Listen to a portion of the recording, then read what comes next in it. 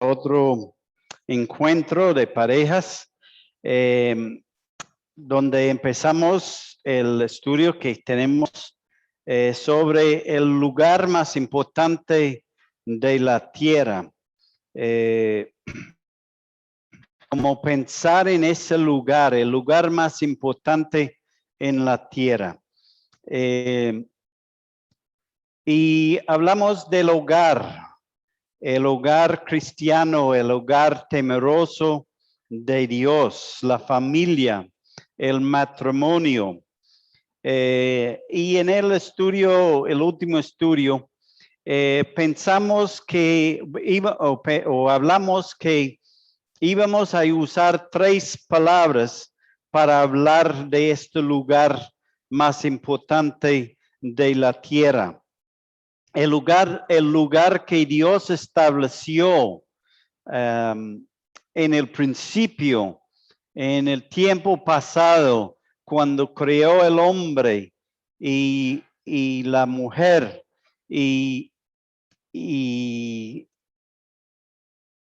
creó, dijo que a ellos que la necesidad de fructificar la tierra y tener familia y hijos y sostener la tierra. Entonces, notamos que era el plan de Dios, la familia. Entonces, decimos que el hogar, la familia y matrimonio, que íbamos a usar esas 3 palabras como sinónimos, como íbamos a usarlos en el mismo contexto.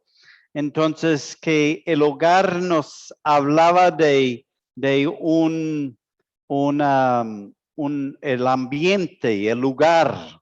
Entonces, utilizábamos esta figura, el hogar, el ambiente, el lugar, la familia, un grupo de personas emparentadas entre sí, y el matrimonio, la unión de un hombre y una mujer en una relación como promotores del hogar y de la familia. Entonces, íbamos a usar esas 3 palabras como sinónimos. Ya hemos hablado que el matrimonio, el hermano Javier también en su apertura habló del matrimonio como una institución diseñado, instituido por Dios y también bendecido por Dios. Dios bendijo la pareja, bendijo a Adán y Eva. La familia es bendición de Dios. Es algo que Dios ha puesto su bendición sobre la familia, el matrimonio. Es algo que Dios desea. La familia es importante porque es el colegio, la escuela, la universidad para formar la generación siguiente para ser padres y seguir la formación de las generaciones futuros. Hablamos que una de las cosas que me ha impactado en uno de los cursos de consejería matrimonial que hacemos con las parejas cuando estamos haciendo los cursos prematrimoniales, un abogado dice que para un abogado hace o hacer su carrera, él tiene que estudiar como 20, 25 años, empezando desde kinder y preescolar, primaria, secundaria, la universidad y todos sus estudios que tiene que hacer.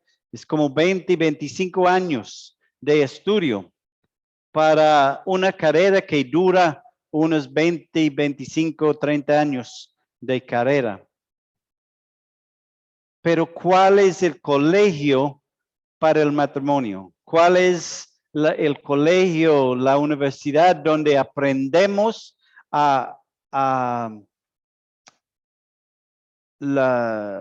hacer la formación para el matrimonio?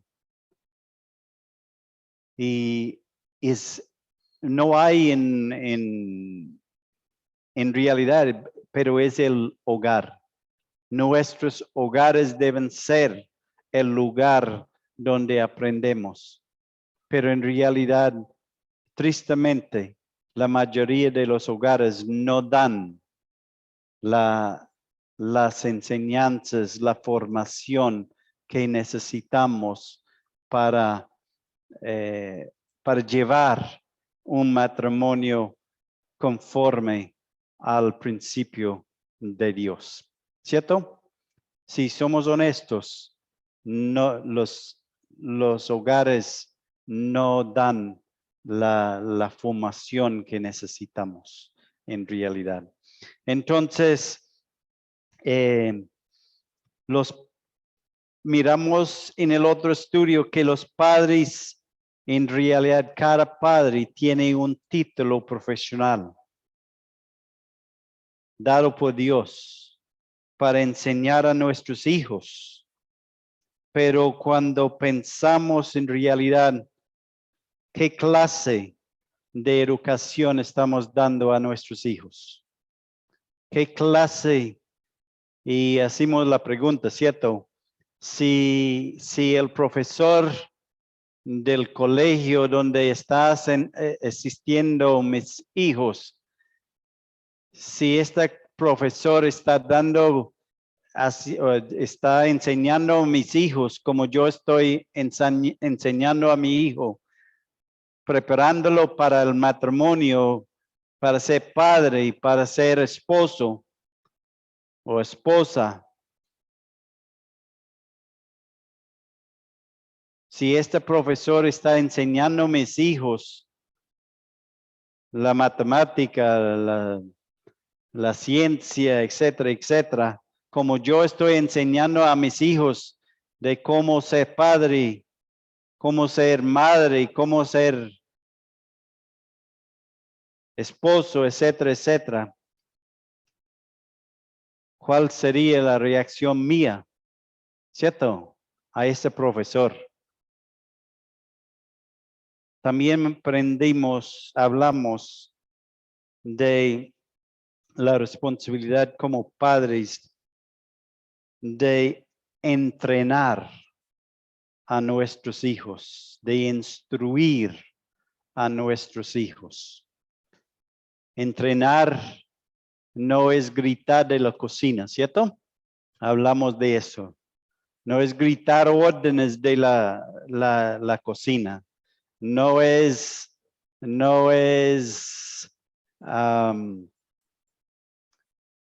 darle una pela para que aprende, ¿cierto? Es instruir, es educar. En esta noche yo quiero seguir mirando a nosotros como padres, como los promotores, como los que tienen la responsabilidad de llevar el hogar, llevar la familia, los que Dios ha encargado con la responsabilidad de hacer la tarea. Y quiero pensar en esta noche en en nuestro ser como padres. No tanto en el hacer, sino en el ser. Y quiero, si tiene su Biblia, puede abrir en Salmo 78. Si no, aquí tenemos en la pantalla. Pero quiero empezar leyendo Salmo 78. Y dice el salmista, escucha, pueblo mío, la ley. Inclina vuestro oído a las palabras de mi boca. Abriré mi boca en proverbios, hablaré cosas escondidas desde tiempos antiguos.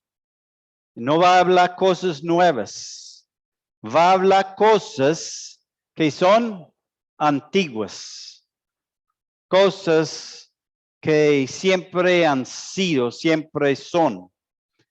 Y dice, las cuales hemos oído y entendido que nuestros padres nos las contaron. No las cubriremos a sus hijos. Son cosas que debemos seguir contando a nuestros hijos. Contando a la generación venidera las alabanzas de Jehová y su potencia y las maravillas que hizo. Él estableció testimonio en Jacob y puso la ley en Israel, la cual mandó a nuestros padres que las notificasen a sus hijos, para que lo sepa la generación venidera y a los hijos que nacerán y los que se levantarán lo cuentan a sus hijos. Entonces a las generaciones que siguen viniendo, los nietos, los bisnietos, los bisnietos, etcétera, etcétera. A fin de que pongan en Dios su confianza y no se olviden las obras de Dios, que guarden sus mandamientos y no sean como sus padres, generación contumaz y rebelde, generación que no dispuso su corazón ni fue fiel para con Dios su espíritu. Muy interesante esta porción de la palabra, ¿cierto? Es unas palabras animando a la nación de Israel a enseñar a sus hijos para que sus hijos, ¿qué? Para que sus hijos enseñen a sus hijos, a enseñar a sus hijos, a enseñar a sus hijos, a poner su confianza en Dios. ¿Cierto? ¿Por qué? Porque sus padres no habían puesto su confianza en Dios. ¿Cierto? Sus padres habían sido como contumaces, rebeldes, generación que no puso su corazón ni fue fiel para con Dios su espíritu. Y el salmista está animando a la generación futuro, la generación presente y la generación futuro. O la generación presente para enseñar a la generación futura. O las generaciones futuras. ¿Qué tenemos en esta noche? Tenemos las generaciones presentes. ¿Y cuál es la responsabilidad de las generaciones presentes? De enseñar a la generación futura, ¿cierto?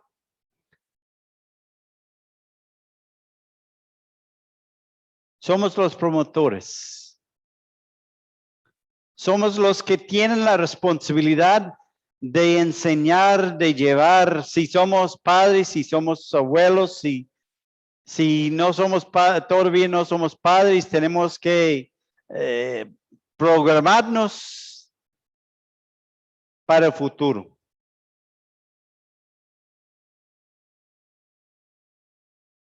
Dice Dr. Alan Wolf, la religión estadounidense nunca ha existido en la práctica de la manera que se supone que existe en la teoría. Lo leo de nuevo. La religión estadounidense nunca ha existido en la práctica de la manera que se supone que existe en la teoría. En términos sencillos, lo que él quiere decir es que lo que creemos tiene poco o ningún impacto en nuestro comportamiento.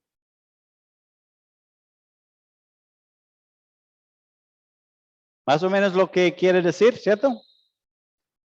Lo que creemos tiene poco o ningún impacto en nuestro comportamiento. Triste, ¿cierto? Dice el Señor de los fariseos, de su boca, de labios me honran, pero su boca, su corazón está lejos de mí, ¿cierto? Con su boca me honran, pero su corazón está lejos de mí. Y prácticamente eso es lo que él está diciendo. Si este es lo que este señor observa de la iglesia de los Estados Unidos y el cristianismo de los Estados Unidos, ¿cómo sería su observación de nosotros? ¿Sería algo diferente o igual? Me imagino que sería más o menos igual, ¿cierto? Espero que no, pero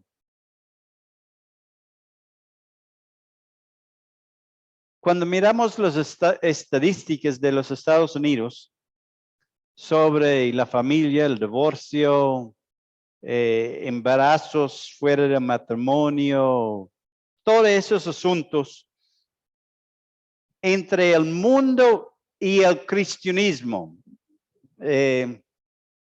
Utilizo la palabra cristianismo más de pronto cristianos, porque hay muchos que dicen que son cristianos y etcétera, pero el cristianismo, el porcentaje es igual o aún más elevado, peor, entre los cristianos. Los divorcios, aún entre pastores, es una de las cifras más altas de pastores evangélicos en el divorcio de pastores evangélicos. Es una cifra que es algo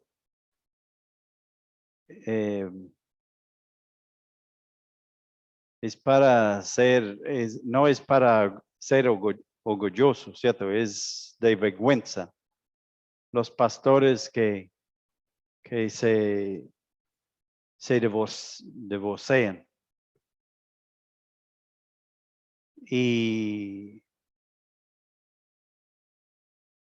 son las personas que son los que están pastoreando el rebaño y ni pueden pastorear su propia vida.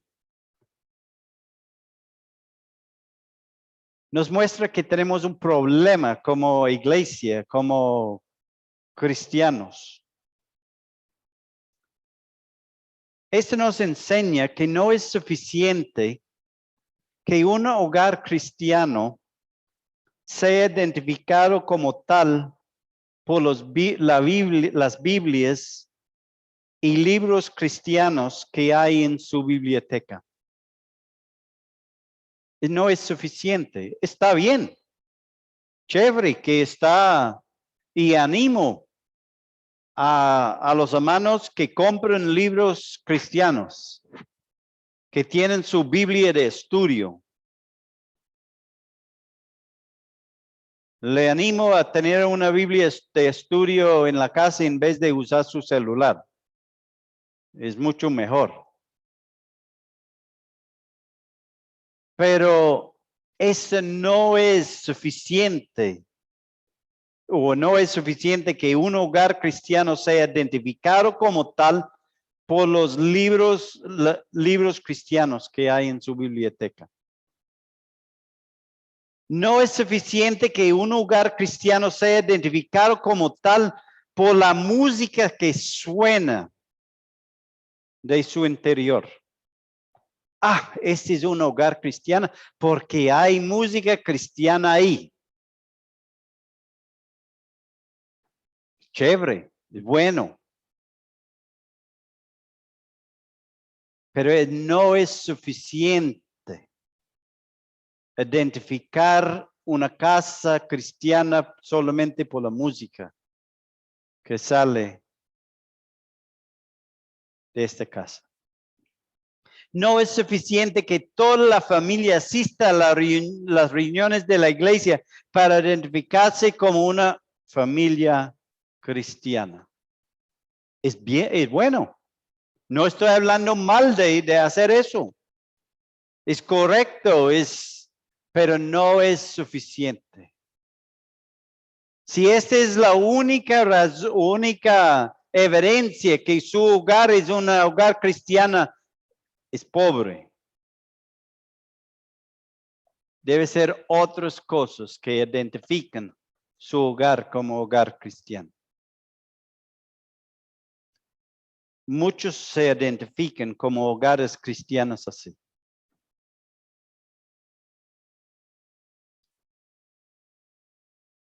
El apóstol Pablo dice en 1 Corintios 4:2, así pues, téngannos los hombres por servidores de Dios y administradores de los misterios de Dios. Ahora bien, se requiere que los administradores, que cada uno sea hallado fiel. ¿Qué quiere Dios de un cristiano? ¿Qué quiere Dios de nosotros? Porque nosotros somos administradores, padres. Nosotros somos administradores.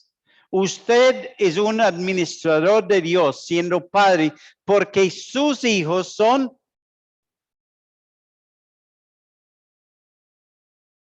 regalo de Dios. Herencia de Dios. Dios nos regala a nuestros hijos. Y nosotros somos administradores de Dios. Y Dios requiere que los administradores, que cada uno de ellos sean hallado, ¿cómo? Fiel. 3 cosas que yo quiero rescatar. Padres somos administradores, no somos dueños. ¿Usted sabía que usted no es el dueño de sus hijos? ¿Cuántos padres creen que son los dueños de sus hijos?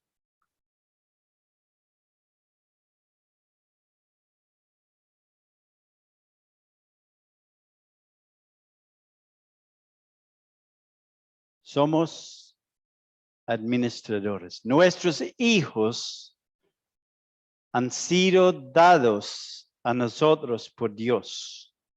Son regalos. Dios nos ha entregado a nuestros hijos.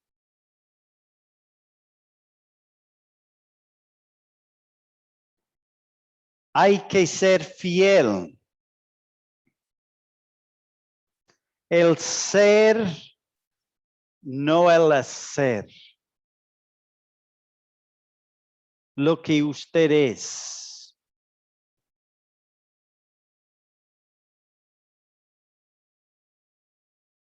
Sé fiel. Dios busca que seamos fieles a Él. Es individual, no hay más quien puede culpar. Es cada uno tiene que ser fiel. Cada uno de nosotros, yo tengo que ser fiel. Yo no puedo culpar a mi esposa.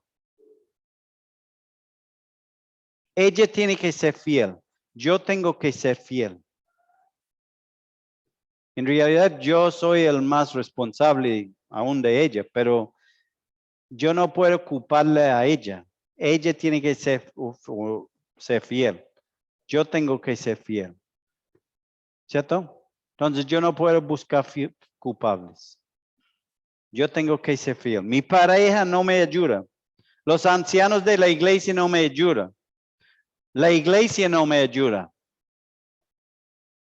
Es yo. Yo tengo la responsabilidad de mis hijos. Porque yo soy ¿el qué? El administrador. Dios entregó los hijos míos ¿a quién? ¿A quién los entregó Dios? A mí. Él no los entregó a la iglesia. Él los entregó a mí y a mi esposa. Yo tengo 4. No sé cuántos ustedes tienen los suyos, ¿cierto? Dios me los entregó a mí y mi esposa. Y nosotros somos administradores y nosotros tenemos que ser fieles a Él. Porque somos nosotros los administradores. Y tenemos que ser fiel. Cada uno de nosotros individualmente tenemos que ser fieles. Yo sé que de pronto para algunos es un poquito están asustados. Pero eso es lo que nos enseña las Escrituras. Nuestros hijos son herencia del Señor. Él nos las dio.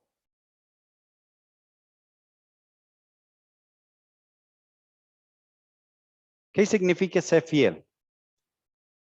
Bueno, primeramente debemos haber aceptado al Señor Jesucristo. Y yo quiero decir en esta noche, si usted no ha aceptado a Cristo, es tiempo que usted aceptó a Cristo. Es tiempo de llegar al Señor y decir, Señor, yo reconozco que necesito de ti, que yo he luchado los años que tengo y necesito de ti. Reconozco que soy un pecador, que Cristo murió en la cruz del Calvario por mis pecados y entrego mi vida a ti. Debemos ser salvos de nuestros pecados por haber creído en el Señor Jesucristo como el único que nos puede salvar. Porque Él es el único que nos puede salvar. No hay otro más que nos puede salvar.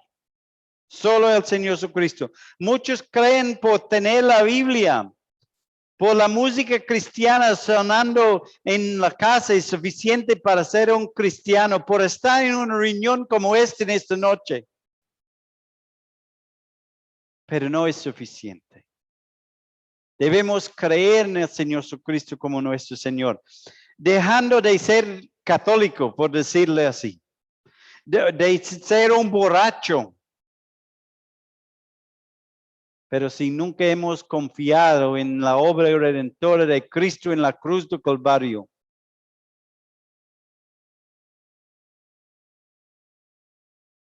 no ha hecho nada. Tenemos que creer en el Señor Jesucristo. Tenemos que aceptar la obra de Cristo en la cruz del Calvario por nuestros pecados para ser salvos. Confiar en la obra redentora cuando Cristo pagó el costo de nuestra redención en la cruz del Calvario. No es lo que hacemos, ni lo que sabemos que valga. Es lo que somos, un verdadero hijo de Dios. El ser es lo que vale delante de Dios.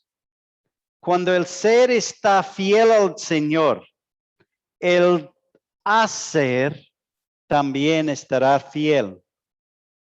Pero el hacer solo no es seña infalible de ser fiel. Mateo capítulo 7, los que tienen su Biblia pueden mirar, pero Mateo capítulo 7 nos habla de una situación bastante horrible, temerosa, de terror, porque Mateo 7 dice, no todos los que me dicen, Señor, Señor, entrarán en el reino de los cielos, sino el que hace la voluntad de mi Padre que está en los cielos. Y él dice, muchos me dirán en aquel día, Señor, Señor, no profetizamos en tu nombre y en tu nombre echamos fuera demonios y en tu nombre hicimos muchos milagros. Había mucho a hacer, ¿cierto? Hacían muchas cosas, mucho a hacer. Pero el Señor dice, entonces les declararé, nunca os conocí, no había un ser. El Señor no conocía el ser de ellos. Apartaos de mí, hacedores de maldad. No había un ser fiel al Señor. No habían tenido un encuentro personal con el Señor. Hacían muchas cosas que aparentaban ser, pero no eran. Un amigo de mi papá, yo recuerdo cuando yo tenía como 12 años. Mi papá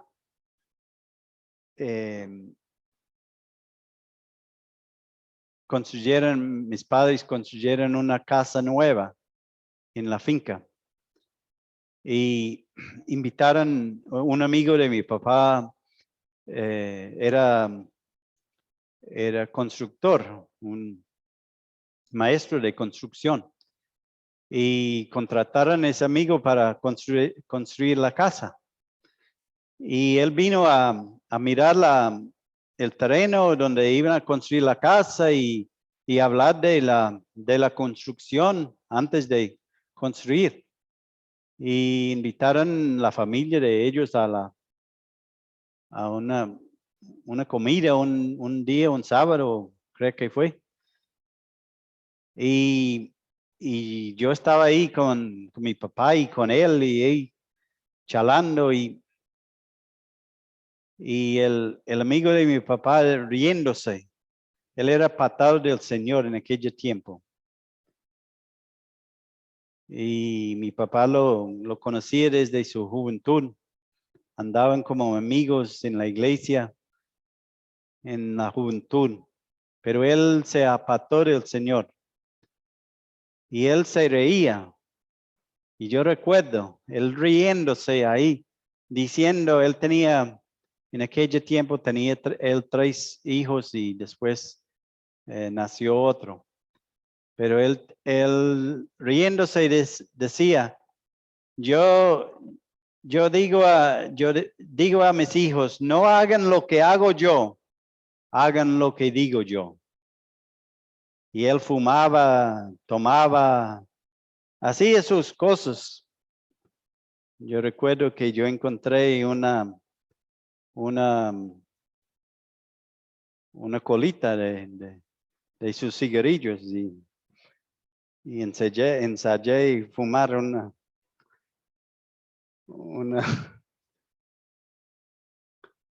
cuando estaban construyendo la casa. Y él sufrió con sus hijos.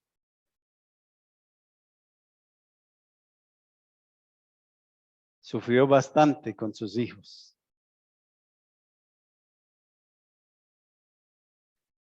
Porque no fue un hombre fiel. Su ser no fue fiel. Si su ser está fiel, su hacer estará fiel también. Como padres somos el principio del proceso.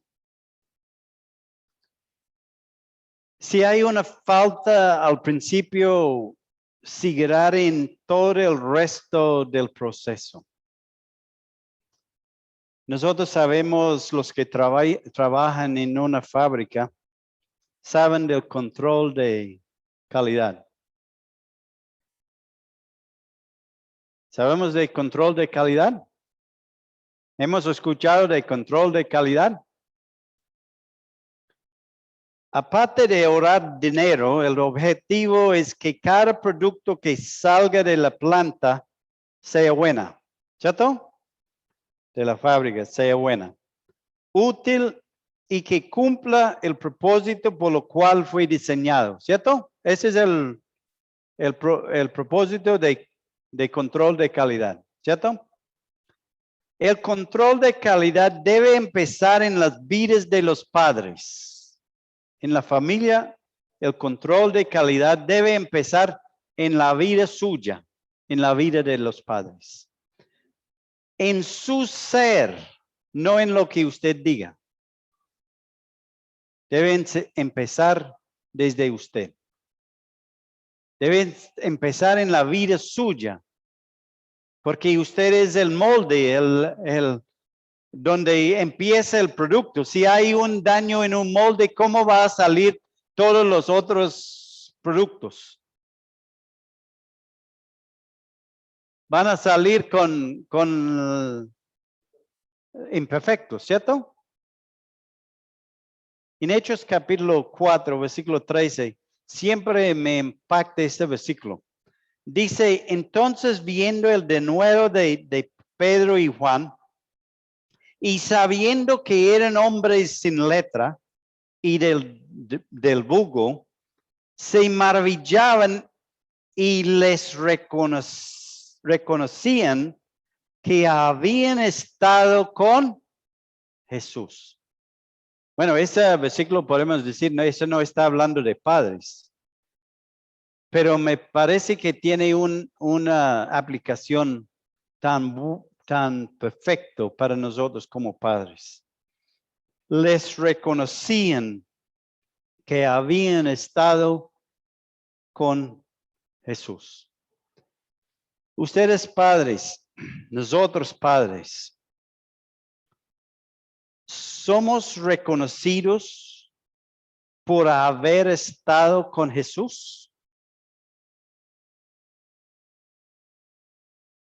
Esos hombres, esas autoridades de Jerusalén, ellos viendo a Pedro y Juan y Pedro y Juan, ¿qué eran? Pescadores. sin letra.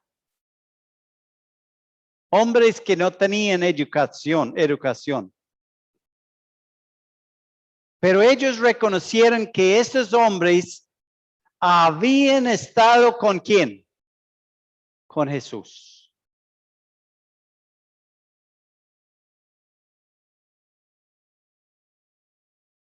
Hermanos, no que estaban con su Biblia, aunque este es supremamente importante. Es supremamente importante que estamos con nuestras Biblias.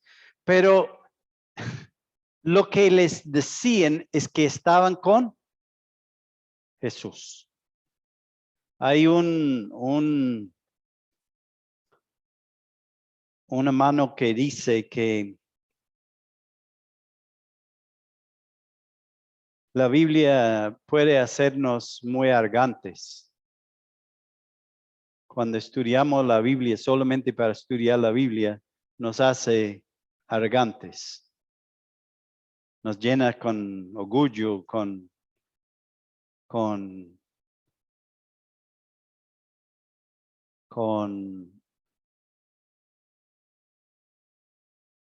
mucho conocimiento pero nosotros necesitamos estar con el autor de la Biblia, con la persona que está atrás de la Biblia. Y estos hombres estaban con Jesús. Dice 2 Corintios 5:17, de modo si alguno está en Cristo, nueva criatura es. Hay un cambio en nuestro ser. Las cosas viejas pasaron y aquí todos son hechos nuevos. Conocemos la Biblia, pero no conocemos a Cristo. Hay muchas personas que conocen la Biblia de pe a pa y pueden citar versículos pero no conocen a Cristo.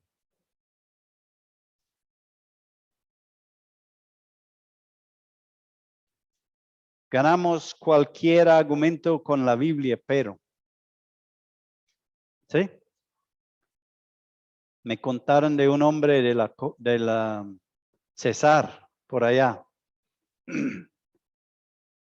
que hace muchos años, 20 años atrás creo, y él paraba en un púlpito y decía, ¿qué tema quiere que yo hable hoy? En el púlpito. Y alguien dijo, no, háblame de qué tal cosa. Y hablaba, sin notas, sin...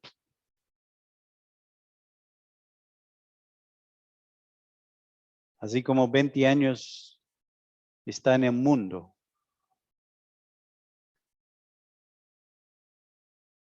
Ganamos cualquier argumento de la Biblia, pero ¿qué de nuestras vidas? ¿Qué de nuestro ser?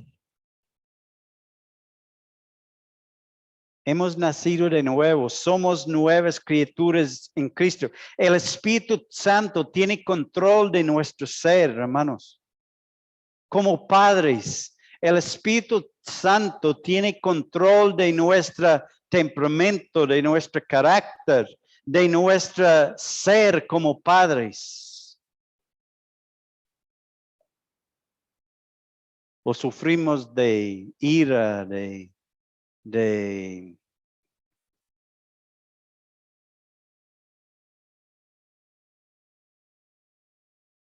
rabias con nuestros hijos. 1 Timoteo 1:5, pues el propósito de este mandamiento es el amor nacido de corazón limpio y de buena conciencia y de fe no fingida. Esa palabra no fingida, no hipócrita, nada de hipocresía. ¿Cuántas veces somos muy hipócritas? ¿Cierto? La hipocresía. 2 Timoteo 1:5, trayendo a la memoria la fe no fingida que hay en ti. Pablo hablando de Timoteo. la cual habitó primeramente en tu abuela Loida y en tu madre Eunice, y estoy seguro que en ti también.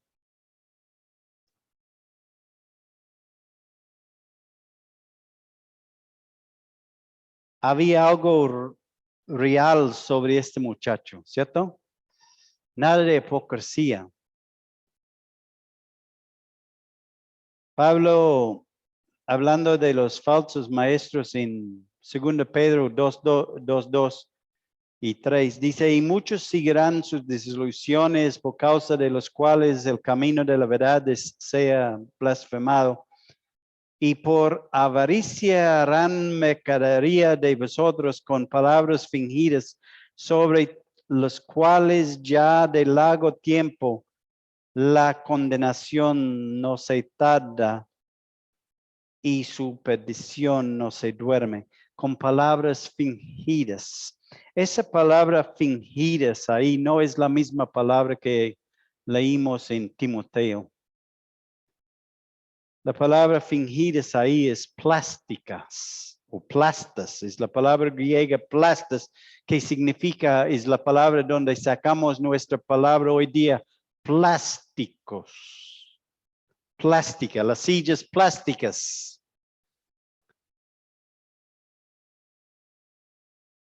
Decimos que ella es muy plástica. Ah, cuando decía la muchacha es muy plástica, ¿qué quiere decir?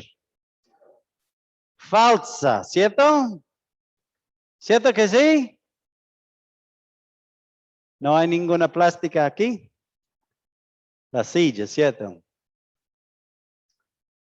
Pero hermanos, ustedes entiendan lo que estoy diciendo.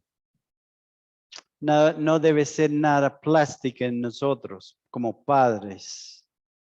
Padres, nuestros hijos, nos tenemos pillados. ¿Ustedes saben eso? ¿Saben sus hijos los tienen pillados? Los míos me tenían pillado. Tengo uno aquí pillándome ahora. Uno que puede contarle todos la ropa sucia mía. De como 35 años.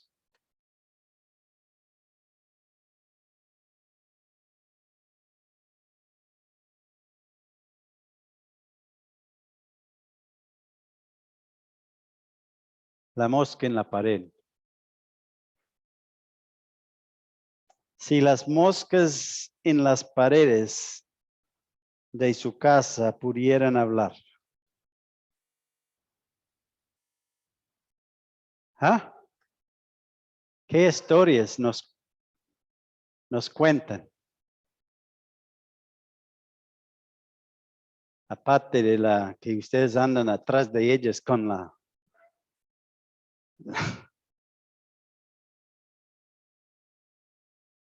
Pero sí pudieran hablar la mosca.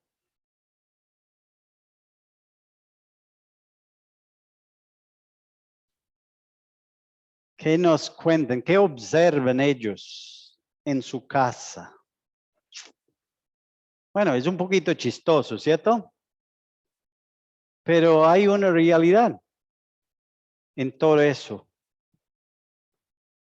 En nuestra casa, en mi casa paterna, teníamos bueno, era en inglés, no en español, pero tenía este afiche que decía, Cristo es la cabeza de esta casa, el invitado invisible en cada comida, el oyente silencioso en cada conversación. Bonito, ¿cierto? Bonito. Espectacular. Yo recuerdo una discusión fuerte por este texto en la pared por una discusión una vez que no fue tan agradable. Pero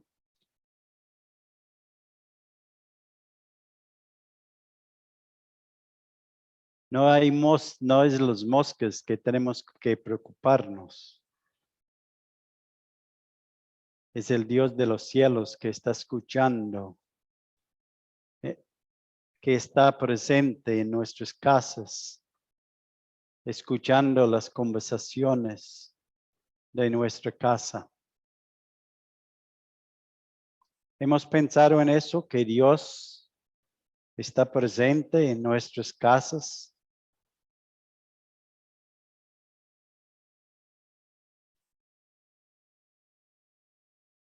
¿Creemos esto? ¿De verdad creemos esto? ¿Cuál es el menú domingo mediodía?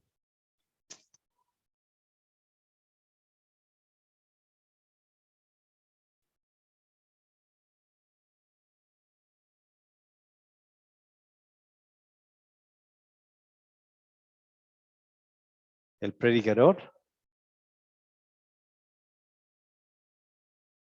la hermana fulana, el hermano fulano,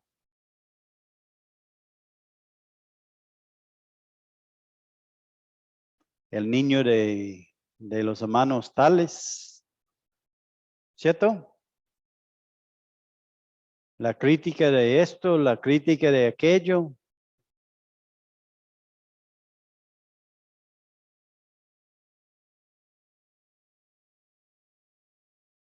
Esas son cosas que pasan en nuestras casas, ¿cierto? Son cosas que muestran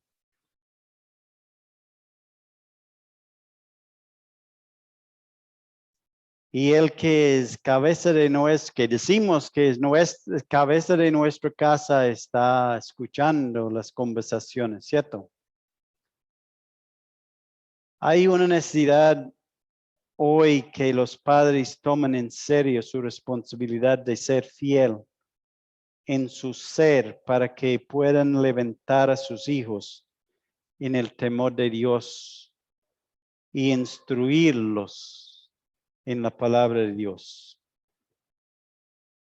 Yo he tenido tantos padres y hermanos durante los 28 años aquí en Colombia, en un ministerio, que no han querido obligar a sus hijos a asistir a la iglesia porque quieren que sus hijos sigan al Señor por su propia decisión. Me imagino que nunca los obligan a cepillar a sus dientes o ir al colegio tampoco. ¿Cierto?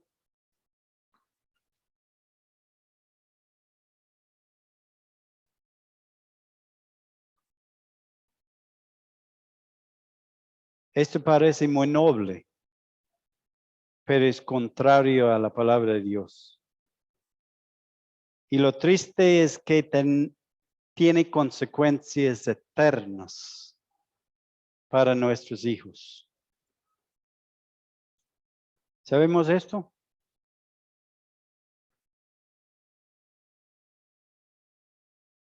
Y no sean como sus padres, generación contumaz y rebelde, generación que no puso su corazón ni fue fiel para con Dios, su espíritu.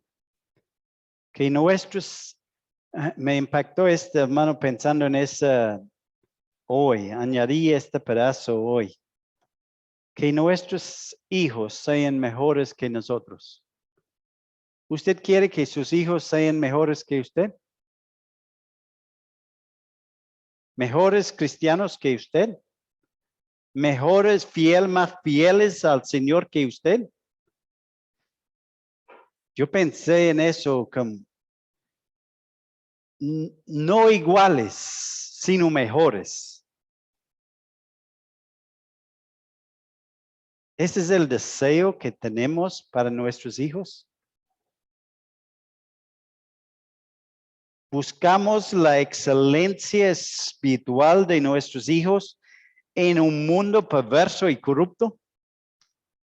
Volviendo a este punto, ¿cuántos de ustedes quieren que sus hijos tengan mejor educación que usted?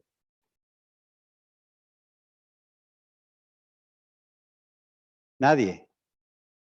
Hermano Hermes, hermano Felipe, hermano Fernando, también Francisco, Alex. Hermanos, seamos honestos. Nosotros queremos que nuestros hijos no tengan que sufrir lo que nosotros teníamos que sufrir. Algunos, ¿cierto? Bueno, yo sí tenía que sufrir cosas que mis hijos no han tenido que sufrir.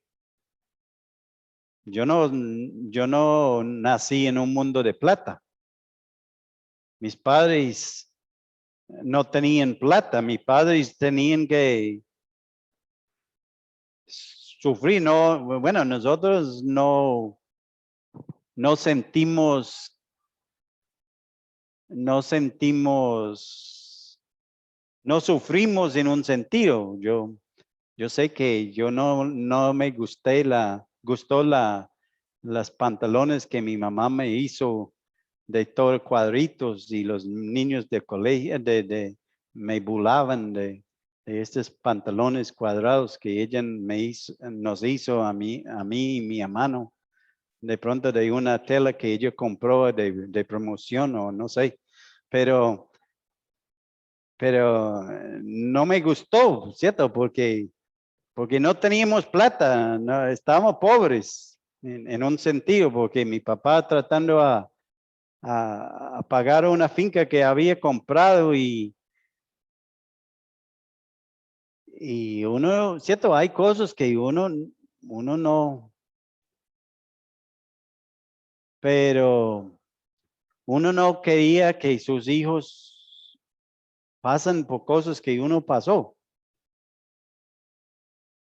Y uno quiere que sus hijos tienen mejores cosas, mejor educación, etcétera, etcétera. Pero hermano, queremos que nuestros hijos tengan mejores vidas espirituales que nosotros.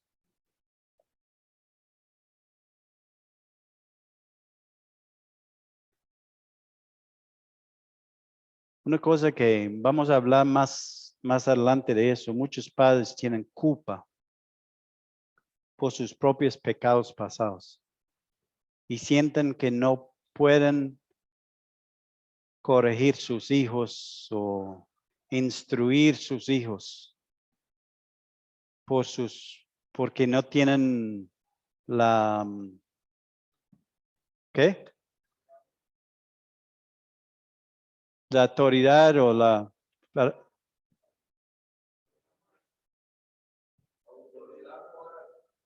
autoridad moral para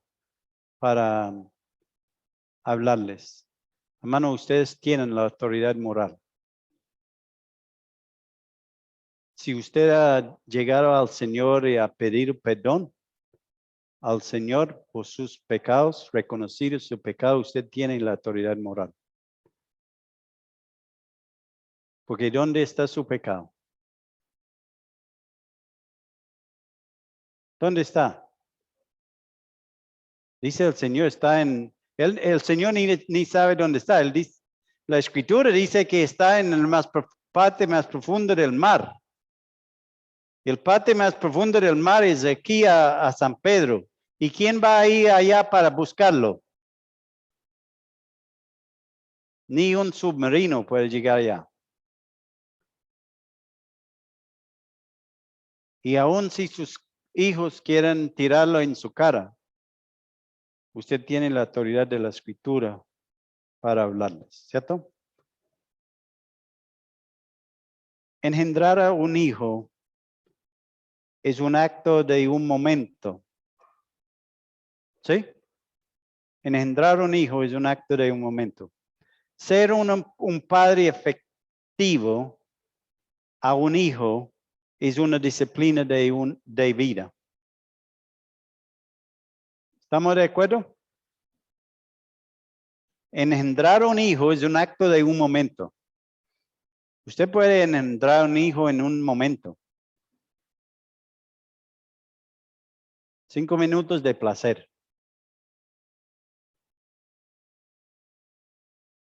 Pero ser un padre efectivo a un hijo es una disciplina de vida. Pero tristemente muchas veces no queremos la disciplina de vida. ¿Cierto?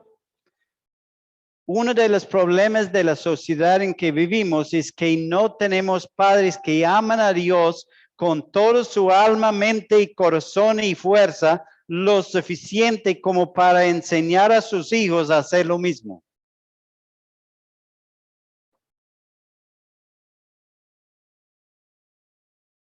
¿Entiende lo que está diciendo? Decimos que amamos al Señor con todo mi corazón, con mi alma, con mi mente y con mi fuerza, pero no estamos dispuestos a enseñar a nuestros hijos a hacer lo mismo.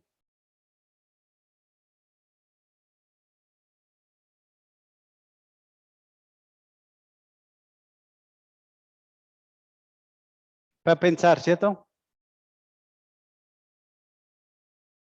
Nosotros tenemos una tremenda responsabilidad, sabiendo que nuestros hijos son como herencia de Jehová.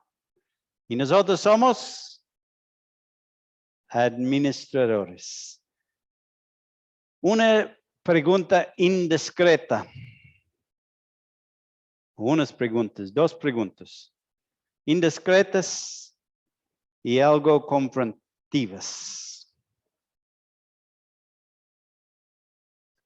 Padres, ¿tuvieran a sus hijos para que fueran al infierno?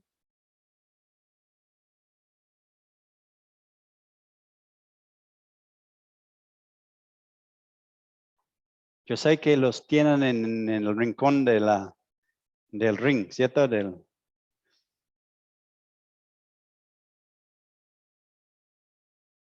¿Tuvieran a sus hijos para que fueran al infierno? ¿Qué está haciendo para que esto no ocurra? ¿Qué estamos haciendo para que no sea así? Si la respuesta a la primera pregunta es no, usted necesita toda la ayuda de Dios y el consejo de Dios para que usted sea el padre discípulo verdadero de Jesucristo. ¿Cierto? Necesitamos ser padres discípulos de Jesucristo.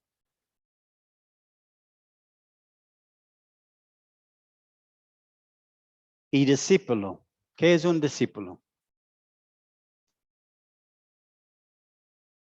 Uno igual a Jesús.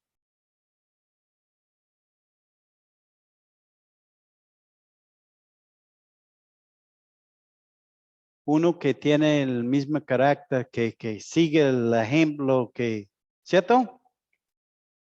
Un discípulo es igual a uno, ¿cierto?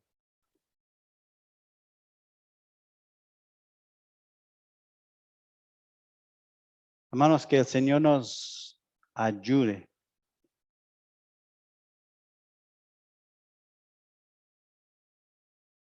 Que seamos, que nuestros hijos puedan ver que habíamos estado ¿con quién? Con Jesús. No solamente que estamos leyendo nuestras Biblias. Está chévere que estamos leyendo nuestras Biblias, pero que nuestros hijos puedan ver que mi papá, mi mamá están con Jesús.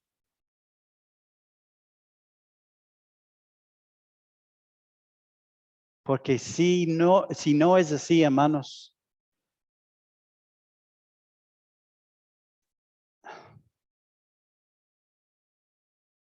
nuestros hijos van a salir siendo hijos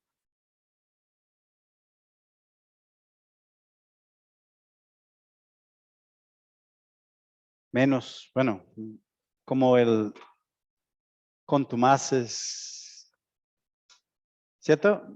Como el Salmo. Van a ser como nuestros padres atrás. Me da tristeza, hermanos, cuando yo miro.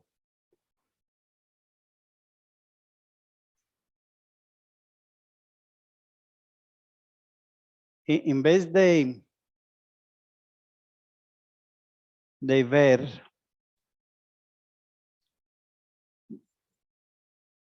uno nota primera generación de creyente, ¿cómo es? ¿Cómo es normalmente? ¿Cómo es la primera generación de creyente? ¿Me ayudan? Enamorado del Señor. ¿Es así o no? ¿Sí? Segunda generación de creyente.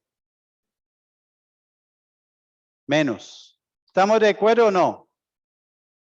En lo general, estoy hablando en lo general.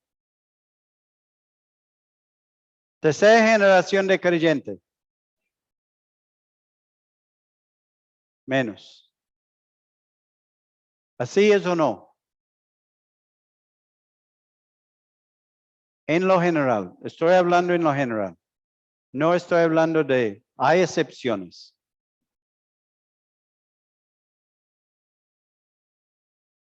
¿Cuándo debe ser? Al contrario. ¿Cierto? Debe ser al contrario. Leí de una historia de un señor. Oró por sus hijos,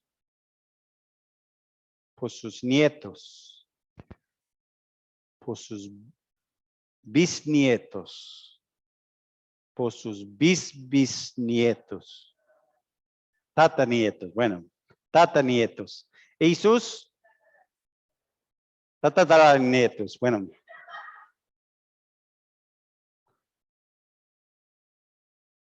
Oraba por como 5 generaciones de sus hijos. En todas estas generaciones, todos estos nietos han sido pastores. Y el único que no ha sido pastor de la última generación ha sido el doctor James Dobson. ¿Y sabemos quién es James Dobson? Él ha escrito no sé cuántos libros sobre la familia cristiana, ¿cierto? Hablando de la familia. Tiene un programa en los Estados Unidos sobre la familia, tiene un ministerio que ha alcanzado miles de personas hablando de la familia. No es pastor, es doctor médico, es un médico. Pero su ministerio, me imagino, ha alcanzado mucho más que los pastores, los otros familiares que son pastores. Pero hermanos, hay excepciones. Que el Señor nos ayude. Padre, en esta noche necesitamos ser promotores del hogar cristiano. Padre, aún como abuelos, todavía tenemos parte en ese proceso. Los padres tienen parte en ese proceso. Necesitamos sabiduría, necesitamos dirección, necesitamos ser sabios. Padre, necesitamos la dirección tuya. Porque Padre, sabemos que en nuestro propio esfuerzo no podemos hacerlo. Y Padre, que necesitamos el perdón tuyo para que podamos en esta noche, Padre, hacerlo con un corazón limpio y transparente delante de ti. Padre, guíanos y te rogamos para que tu nombre sea glorificado en nuestras vidas. Y Padre, para que podamos ser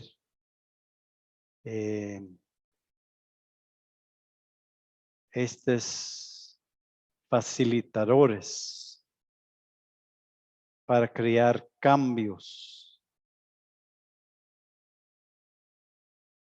no solo en nuestras propias vidas, pero en las vidas de nuestros hijos, para que tu nombre sea glorificado. Te pedimos en el nombre precioso del Señor Jesucristo. Amén.